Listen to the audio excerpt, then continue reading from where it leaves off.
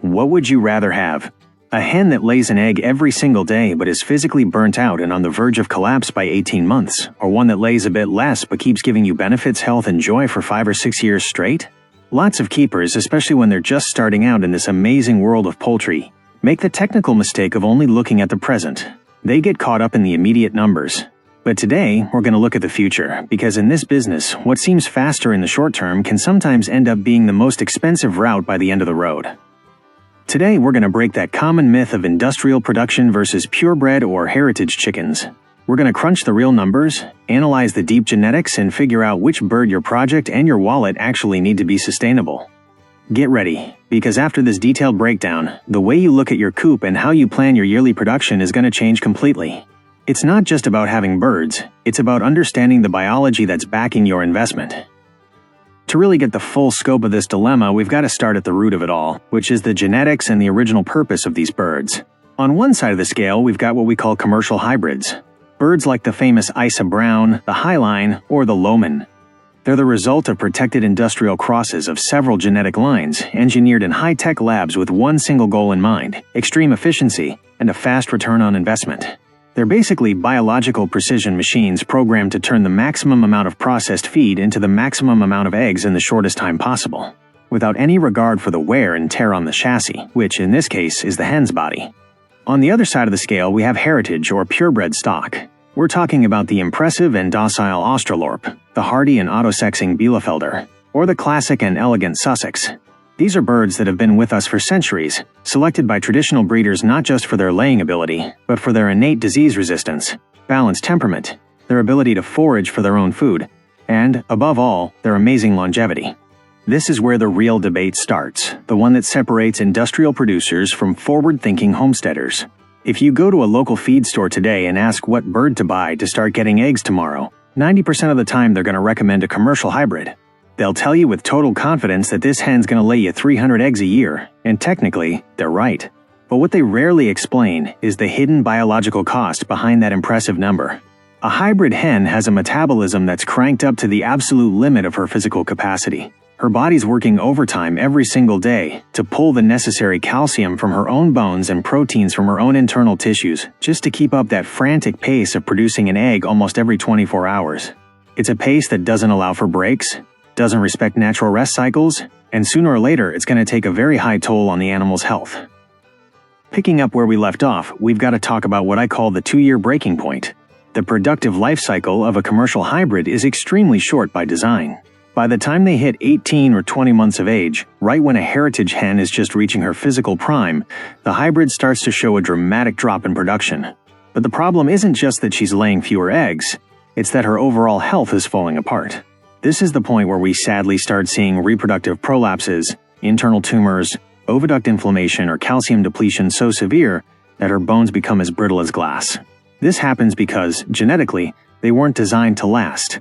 They were meant to be high-turnover production units. In the industrial world, these birds are culled without a second thought at 2 years old and replaced with a fresh batch. It's a disposable mindset that might work for a giant corporation, but it's frustrating, unethical, and really expensive for a small or mid-sized keeper who actually values their animals' lives. Now, let's take a close and admiring look at the heritage hen. Let's use the Bielefelder or the Sussex as an example. It's true, and we've got to be honest here, that this hen isn't going to give you 300 eggs in her first year of life. She might stay at an average of 200 or 220 eggs a year. At first glance, if you're just looking at a snapshot of right now, it looks like you're losing money compared to the hybrid. But this is where the long game math gets really interesting, and it's where real poultry pros get the edge. While the hybrid is burnt out and gone by age 2, the heritage hen is just hitting her stride. These birds have a much denser and stronger bone structure, a tougher heart, and a reproductive system that hasn't been pushed past its natural biological limits. They still respect the seasonal cycles, they go through full molts that let them regenerate their internal organs, and they recover physically to face the next laying cycle with renewed strength. Let's crunch the numbers together, because to be a successful keeper, you've got to have a cool head and a sharp pencil. If a heritage hen lays an average of 200 eggs a year and stays healthy for 4 full seasons, we're talking about a total production of 800 eggs over her lifetime on your farm. Now compare that to the super producer commercial hybrid they're always selling us on. Year 1, she gives you 300 eggs, a record-breaking number that makes you feel like a winner. Year 2, If you fed her the most expensive specific nutrition on the market, maybe she gives you 250, but she's already showing signs of fatigue and the eggshells are getting thinner. By year 3, the vast majority of these birds are either no longer profitable or have passed away from physical complications.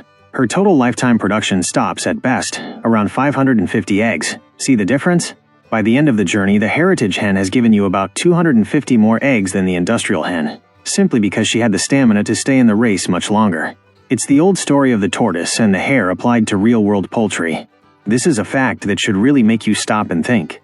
On top of the total egg count, there's a savings factor that a lot of people overlook, and it'll blow any budget if you don't account for it: the replacement cost.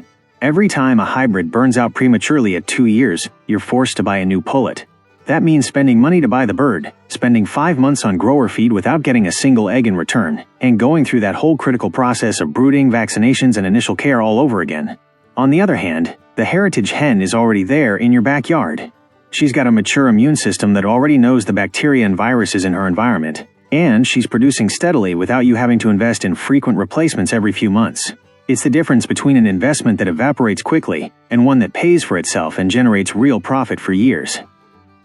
Moving forward with our professional management logic, it's vital that we as keepers understand there's no such thing as one bird being better than another in an absolute sense. Instead, there are different tools for different goals. If you're a poultry entrepreneur with a massive market demand, needing to fill egg cartons every single day to meet contracts with supermarkets or bakeries, and you need an immediate return on investment to cover big loans, barn costs, or payroll, then the commercial hybrid is your necessary tool.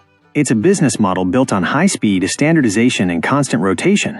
It's a key piece of large-scale food security and has a very clear purpose in the modern economy. Denying its usefulness would be ignoring how the modern world works.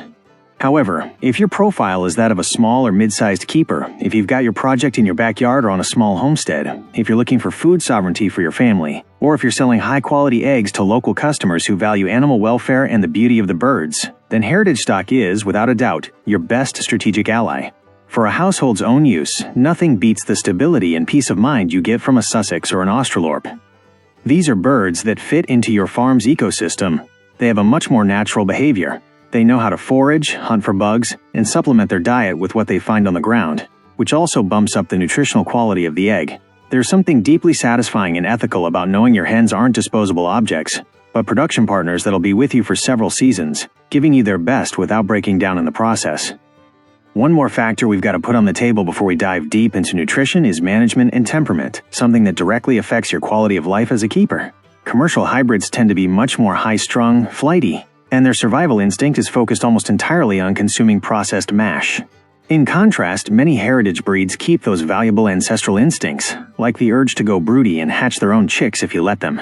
That ability for self-sufficiency is priceless when you're looking for a lifestyle that's more connected to the land and less dependent on industrial supply chains.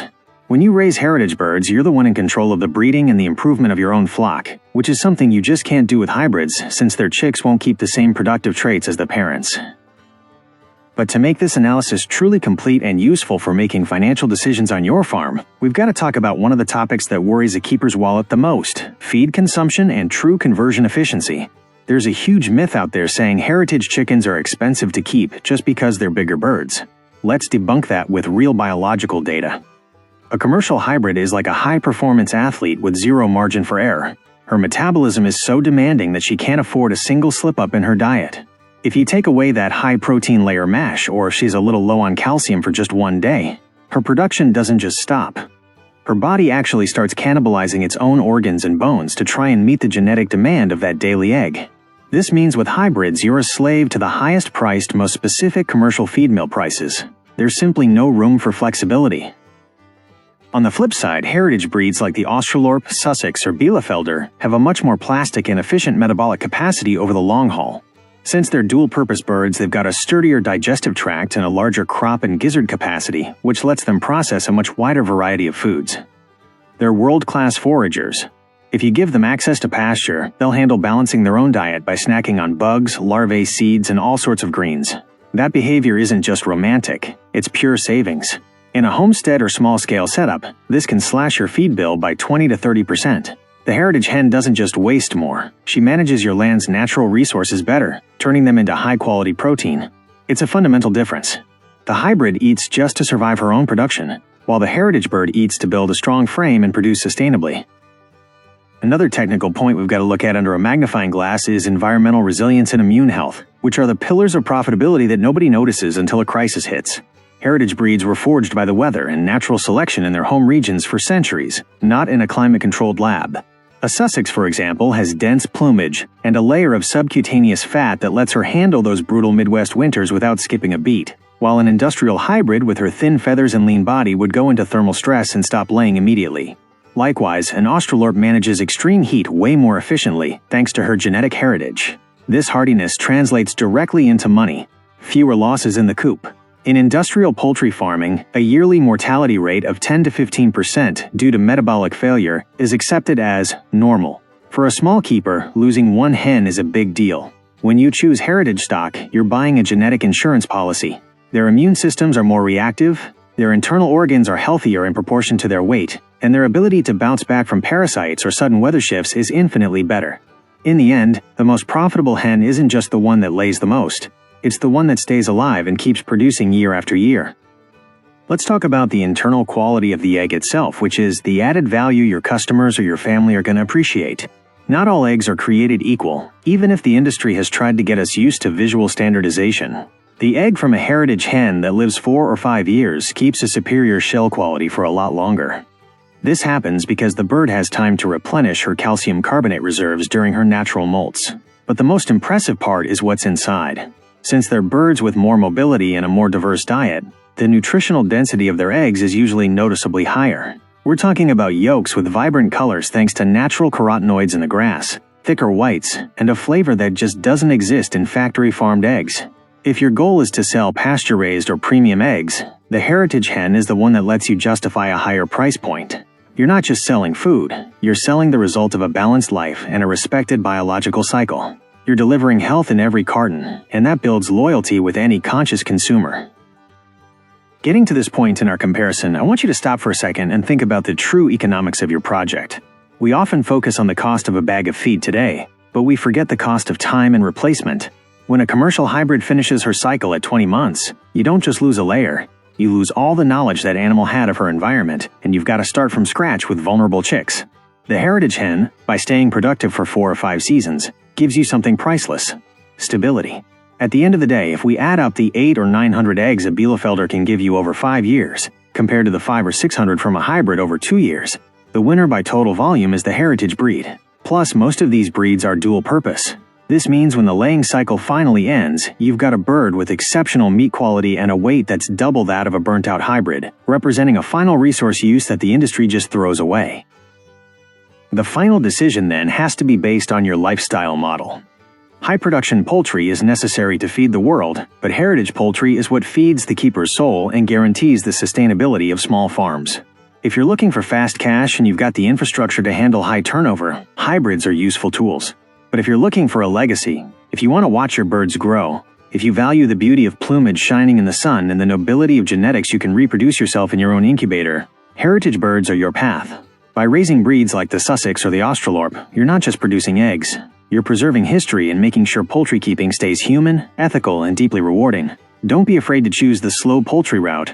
The results, the health of your birds, and the quality of what you put on your table will prove you right every morning when you walk into the coop and see those hardy, happy birds ready for another year of production. I sincerely hope this deep dive helps you see past the immediate numbers and lets you plan a coop that's productive but also a place of peace and pride. True profitability is the kind that stays steady over time without sacrificing the welfare of the creatures we care for. I invite you to analyze your space, crunch your own numbers based on this data, and give these historic breeds a chance in your life. Thanks for taking the time to learn, and for making your work as a keeper more professional every day. Remember that every egg is the result of a mutual commitment between you and your birds. Keep going with that passion, keep chasing excellence, and you'll see how your farm transforms into an example of balance and success. To your success, fellow keeper. Until next time.